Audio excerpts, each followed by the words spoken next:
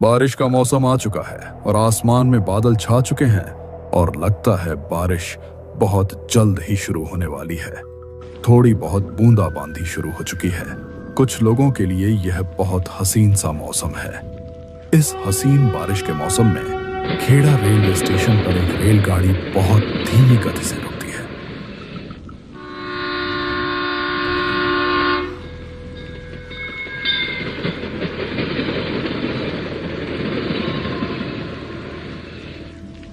Train में से दो व्यक्ति उतरते हैं, राजीव और सुनीता। दोनों के ट्रेन से उतरते ही झमाझम बारिश शुरू हो गई। बारिश में भीगते हुए वो किसी तरह अपने नए घर के पते पर पहुंचे। घर काफी सुनसान जगह पर था। उस घर से गांव के लोगों का घर काफी दूरी पर था। घर की हालत बहुत जर्जर थी। घर देखने में काफी पुराना लग रहा था, जैसे इसकी नींव कई सालों पहले रखी गई हो, जैसे कई सालों से इस घर में कोई भी व्यक्ति रहना हो। घर की दीवारें अब टूटने को हो रही थी। राजीव, ये बड़े साहब ने हमें कैसा घर दिया है। तुम कहते थे सरकारी क्वार्टर मिलेगा, वो भी अच्छा खासा। ये देखो, जर्जर खंडहर, आसपास इंसान तक नहीं है।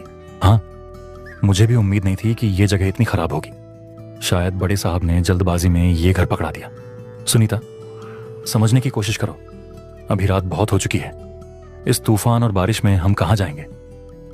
मजबूरी है, आज की रात यहीं काटनी पड़ेगी।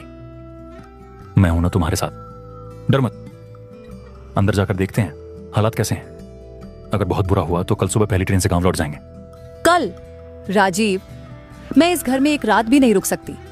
ये जगह मुझे अजीब लग रही है, जैसे यहाँ कुछ छुपा हो। मुझे बिल्कुल अच्छा नहीं लग रहा।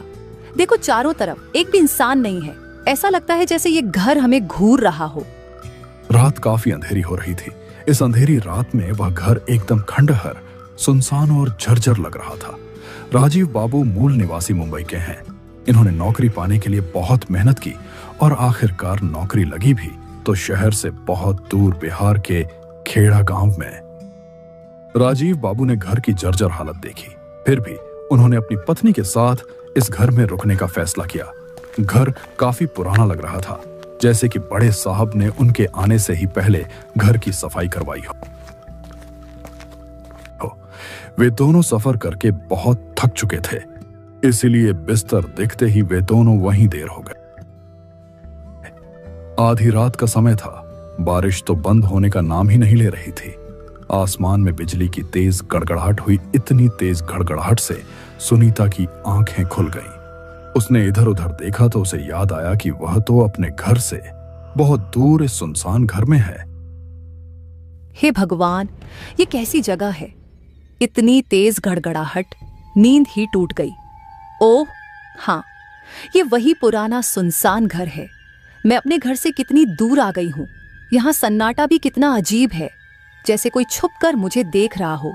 राजीव तो चैन से सो रहा है और मैं तो एक पल भी चैन से नहीं लेट पा रही। बाहर बारिश थम ही नहीं रही। सुनीता यह सब सोच ही रही थी कि तभी उसकी नजर खिड़की के बाहर जाती है। बाहर भयंकर बारिश हो रही थी और इस भयंकर बारिश में खिड़की के बाहर एक पेड़ जो कि एकदम अलग ही चमक रहा था, मानो सारे आसमान की बिजली उस पेड़ पर ही चमक रही हो। चमकती बिजली की चमकाहट में सुनीता को उस पेड़ के नीचे कुछ दिखा। ओह भगवान, वो क्या है? माथे पर सीकन लिए वह बिस्तर से उतरकर खिड़की की ओर चल पड़ी। सुनीता ने खिड़की पर खड़े होकर देखा तो बाहर अभी भी घनघोर बारिश हो रही थी और केवल उस एक पेड़ के ऊपर ही बिजली की चमक। ये पेड़ इतना अजीब क्यों लग रहा है? हर बार बिजली इसी पर ही क्यों गिर रही है? जैसे पूरा आसमान सिर्फ इसी को देख रहा हो। ऐसा लग रहा है जैसे ये पेड़ मुझे अपनी तरफ खींच रहा हो। सुनीता ने बड़े ही गौर से देखा, मगर उसे कुछ भी नहीं दिखा। नहीं उस पेड़ के आसपास और ना ही पेड़ पर। ये सब मेरा वहम है। अंधेरा, बारिश और थकान की वजह से मुझे भ्रम हो रहा है। हाँ, यही सच है, यही सच। यह सोचकर सुनीता फिर से वापस अपने बिस्तर पर जाकर सो गई।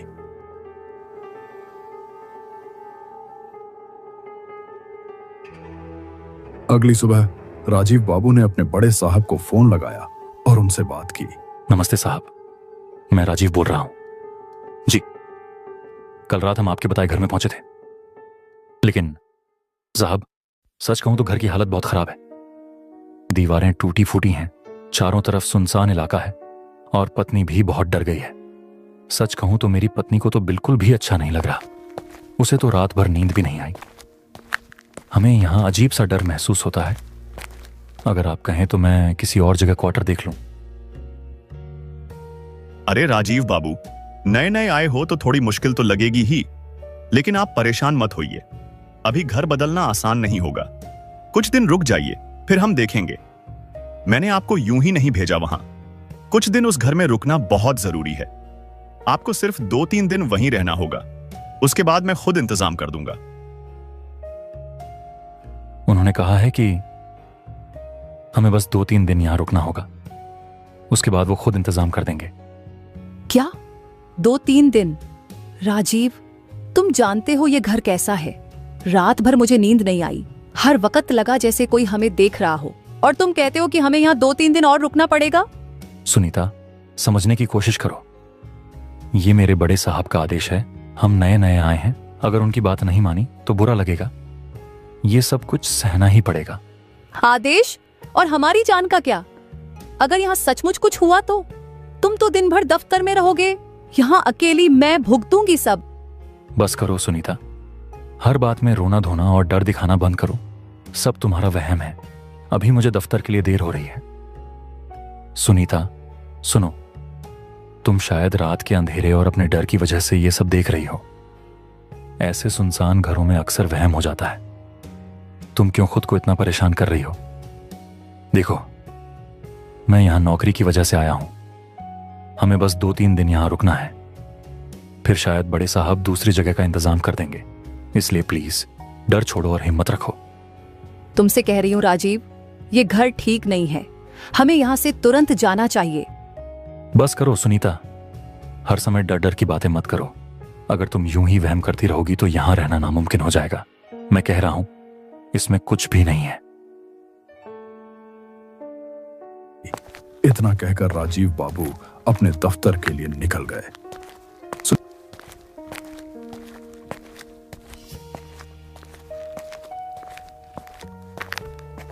सुनीता घर में अकेली थी। दरवाजे से बाहर आकर सुनीता ने जब सुबह का नजारा देखा तो वह दंग रह गई। जो नजारा रात में इतना भयंकर लग रहा था, वह नजारा सुबह में बहुत ही हसीन दिख रहा था। चारों तरफ हरियाली और जंगलों से घिरा हुआ घर। लेकिन एक बात थी जो सुनीता को अजीब लगी। आसपास एक भी घर नहीं था, बस इस घर को छोड़कर। घर से बाहर सुनीता थोड़ा टहलने के लिए निकल गई।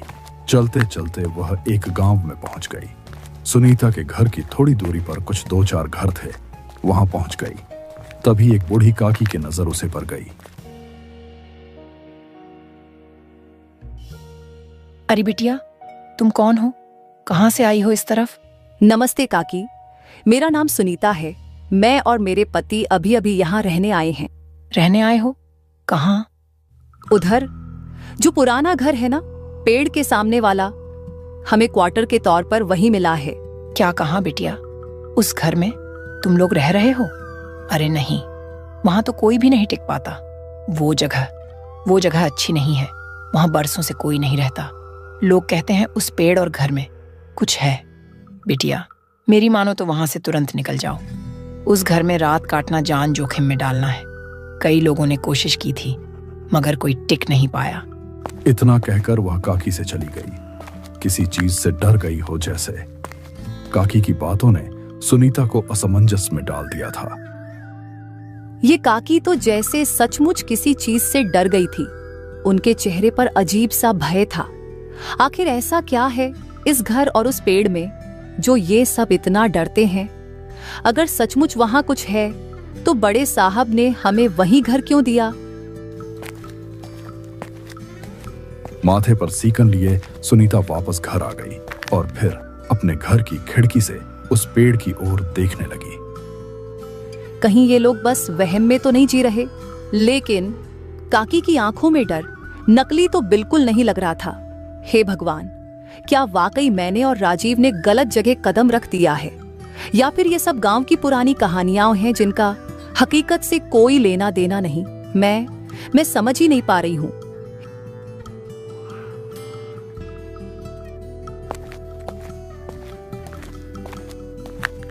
शाम का समय था। राजीव बाबू भी अपने दफ्तर से घर लौट चुके थे। दोनों ने खाना खाया और फिर सो गए। रात के ठीक 2 बजे सुनीता को ऐसा लगा कि जैसे उसके कानों में कोई फुसफुसाने की आवाज सुनाई दे रही हो। उसने इधर उधर सर घुमाकर देखा, मगर सब कुछ शांत सा लगा। तब सुनीता ने सोचा कि शायद कोई सपना था। इतने ही देर में सुनीता की नजर खिड़की पर पड़ी। आज बाहर कोई बारिश नहीं हो रही थी, मौसम भी शांत था। तभी सुनीता की नजर उसे बरगद के पेड़ पर गई। उसने उस पेड़ पर एक अजीब सी परछाई देखी। हे भगवान, ये मैंने क्या देखा? ये आंखें, ये तो किसी इंसान की नहीं हो सकती। इतनी गहरी, इतनी भयानक नजर। ओह, मैं यहां क्यों आ गई? काकी सही कह रही थी, ये जगह बिल्कुल ठीक नहीं है। अब सुनीता को विश्वास हो गया था कि यह कोई सपना नहीं है। कल बरसात में भी उसने कुछ ऐसा ही देखा था, और आज फिर यह परछाई।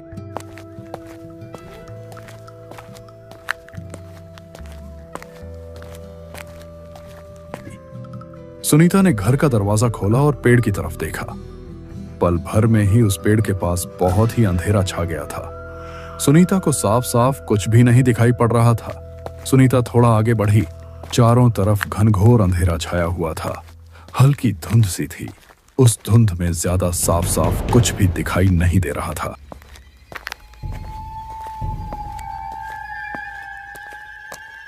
सुनीता उस पेड़ के पास पहुंच गई।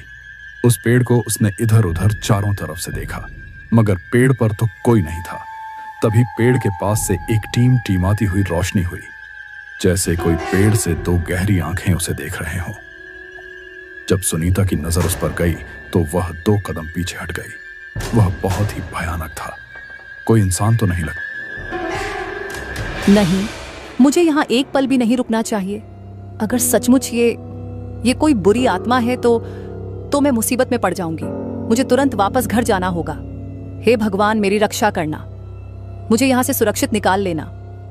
सुनीता की सांसें अब तेज हो गई। वह पीछे मुड़कर अपने घर की ओर तेज कदमों से जाने लगी। तभी उसे ऐसा लगा कि जैसे उसके पीछे कोई चल रहा हो। सुनीता बहुत डर गई थी।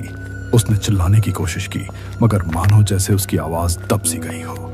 वह दबे पांव जल्दी जल्दी अपने घर के अंदर आ गई और घर का दरवाजा अंदर से बंद कर लिया।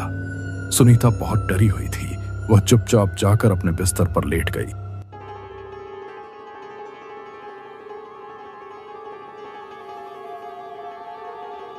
राजीव, तुम मेरी बात क्यों नहीं मानते? कल रात मैंने सब अपनी आंखों से देखा। वो परछाई, वो चमकती आंखें। और जब मैं वापस आ रही थी तो ऐसा लगा जैसे कोई मेरे पीछे पीछे चल रहा हो। मैं सच कह रही हूँ, ये घर ठीक नहीं। बस करो सुनीता, हर समय डर डर की बातें मत करो। अगर तुम यूं ही वहम करती रहोगी तो यहां रहना नामुमकिन हो जाएगा। नहीं राजीव, ये वहम नहीं है। मैं सब देख चुकी हूँ। काकी ने भी कहा था कि ये घर सुरक्षित नहीं है, लेकिन तुम मेरी बात सुनना ही नहीं चाहते। मैं कह रहा हूं, इसमें कुछ भी नहीं है। राजीव बाबू के इन शब्दों ने सुनीता की आवाज दबा दी हो जैसे। राजीव बाबू अपने दफ्तर के लिए निकल गए। आज शायद उनका मन थोड़ा खराब हो चुका था। उधर सुनीता भी काफी उदास सी लग रही थी। वह घर से निकलकर अपने दरवाजे पर आकर बैठ गई और उस बरगद के पेड़ को निहारने लगी। क्या सचमुच ये सब मेरा वहम है, या फिर मैं ही बेवजह डर रही हूं? लेकिन कल रात जो देखा, वो आंखें, वो परछाई, वो तो सपने जैसा भी नहीं लग रहा था। काश राजीव मेरी बात पर यकीन करता। मैं अकेली पड़ती जा रही हूं। शायद राजीव को गुस्सा इसलिए आया क्योंकि उसे मेरी चिंता है, पर मैं उसे कैसे समझाऊं कि जो मैंने देखा वो सब मेरी कल्पना नहीं थी। ये बरगद का पेड़ क्यों मुझे हर समय अपनी ओर खींचता है, जैसे इसके रहस्य मेरे सामने खुलने वाले हों। काकी भी तो कह रही थी कि ये जगह ठीक नहीं। तो क्या सचमुच इस घर और इस पेड़ में कुछ ऐसा है जो नजर नहीं आता लेकिन मौजूद है? हे भगवान, अगर ये सब सच है तो मुझे और राजीव को यहां से निकल जाना चाहिए, वरना पता नहीं क्या हो जाएगा। शाम का समय था। राजीव बाबू घर लौट चुके थे। घर आकर उन्होंने सुनीता को आवाज लगाई, पर यह क्या, सुनीता की कोई आवाज नहीं आई। राजीव ने बार बार सुनीता को आवाज लगाई, मगर सुनीता का कोई भी जवाब नहीं आया। राजीव ने छत की सीढ़ियों से जाकर ऊपर के कमरों में देखा, मगर सुनीता कहीं भी नहीं थी। तभी राजीव बाबू की नजर खिड़की की तरफ गई। बरगद के सामने खड़ी सुनीता को देखकर राजीव बाबू की जान में जान आई।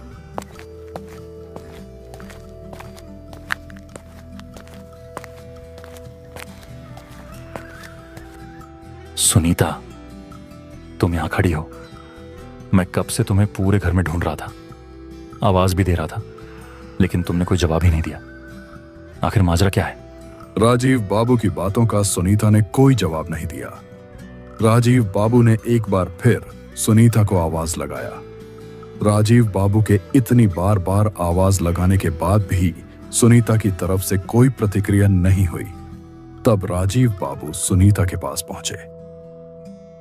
सुनीता, तुम यहां खड़ी हो। मैं कब से तुम्हें पूरे घर में ढूंढ रहा था। वो देखो राजीव, वो पेड़ तुम्हें दिखाई नहीं देता?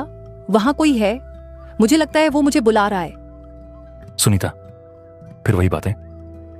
मैंने कितनी बार कहा है कि इस पेड़ को देखकर वहम मत करो। यहां कोई नहीं है, समझी? नहीं राजीव, ये वहम नहीं है। कल भी मैंने देखा था और आज फिर वही एहसास हो रहा है। कोई है जो इस पेड़ से हमें देख रहा है, हमें पुकार रहा है। ये सब तुम्हारे दिमाग का खेल है। बस करो सुनीता, अब मुझे गुस्सा मत दिलाओ। ये पेड़ है और सिर्फ पेड़ है। अगर तुम इसी तरह डरती रही तो तुम्हारा और मेरा दोनों का जीना मुश्किल हो जाएगा। चलो घर के अंदर चलो। मैं जानता हूं नया घर है, सुनसान जगह है, इसीलिए तुम्हें अजीब महसूस होता है, लेकिन सच ये है कि इस पेड़ में, इस घर में कुछ भी नहीं है। सुनीता, सुन तो रही हो ना मेरी बात? देखो, हमें यहां बस कुछ दिन रहना है। अगर तुम ऐसे ही डरती रही तो मैं और भी परेशान हो जाऊंगा। मैं तुम्हें तसल्ली देने की कोशिश कर रहा हूं और तुम हो कि कुछ कह ही नहीं रही हो।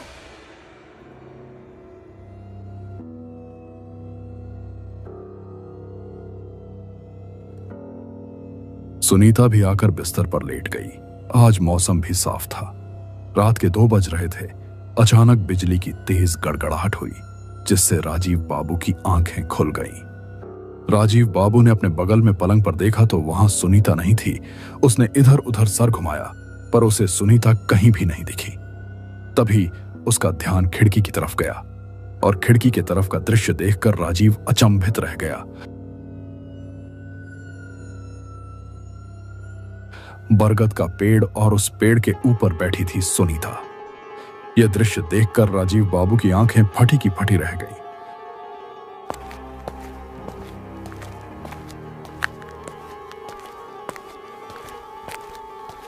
राजीव बाबू दरवाजे पर आए। दरवाजा पहले से ही खुला था। उन्होंने बरगद के पेड़ की तरफ दोबारा देखा, लेकिन यह क्या, पेड़ पर तो कोई नहीं था। यह देखकर राजीव बाबू अब और ज्यादा घबरा गए। राजीव बाबू ने एक बार मुड़कर अपने कमरे की तरफ देखा तो वह दृश्य तो और भी ज्यादा डरावना था। राजीव बाबू ने देखा कि सुनीता अपने बिस्तर पर लेटी हुई है। राजीव बाबू को तो कुछ भी समझ में नहीं आया कि यह सब क्या हो रहा है। एक बार तो उन्हें लगा कि यह जैसे यह सब कोई सपना है। राजीव बाबू बहुत उलझन में पड़ गए। उन्होंने दरवाजा बंद किया और जाकर अपने बिस्तर पर सो गए।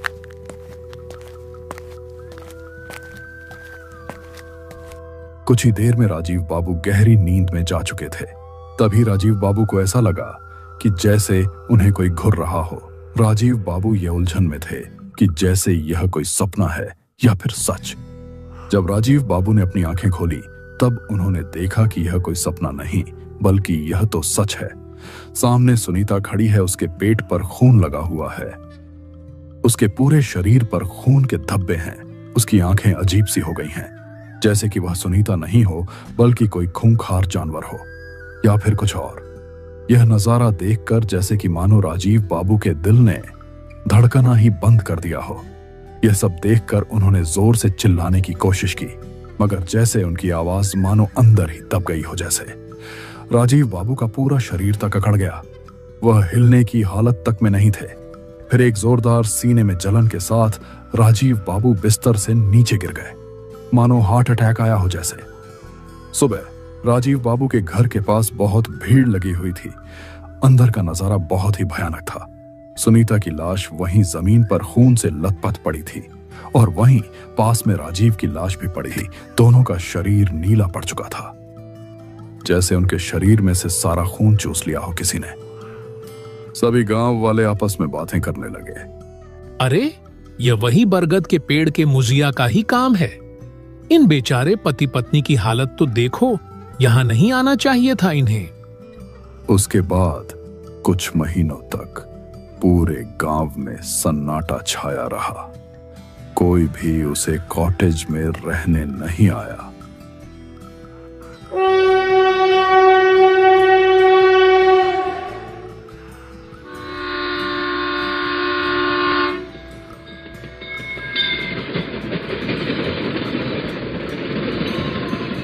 ये कैसी जगह है? चारों तरफ जंगल, सुनसान रास्ते और टूटे फूटे घर। मुझे तो ये इलाका बिल्कुल भी अच्छा नहीं लग रहा। और तुम्हारे बड़े साहब भी ना अजीब आदमी है। ऐसे डरावने घर में किसे रहने भेजते? पता नहीं उनके दिमाग में क्या चलता है। अरे सुनो, इतना परेशान मत हो। बड़े साहब ने हमें यहाँ इसलिए भेजा है क्योंकि यहाँ का काम सबसे अहम है। देखो, बस कुछ दिनों की बात है। जब तक काम पूरा नहीं हो जाता हमें यहाँ रहना ही होगा। फिर हम वापस शहर चले जाएंगे। और जहां तक घर की बात है, थोड़ा पुराना जरूर है, लेकिन हम दोनों मिलकर इसे संभाल सकते हैं। बस 2-4 दिन की बात है। देखना, सब ठीक हो जाएगा। और फिर तुम अकेली थोड़ी हो, मैं तुम्हारे साथ हूं। डरने की कोई वजह नहीं है। तुम्हारे लिए सब आसान है कहना, पर रात को जब हर तरफ सन्नाटा होगा तो डरना मुझे ही पड़ेगा। मैं तो कहती हूँ बड़े साहब को फोन लगाओ और बोलो कि हमें कोई और क्वार्टर दे दे।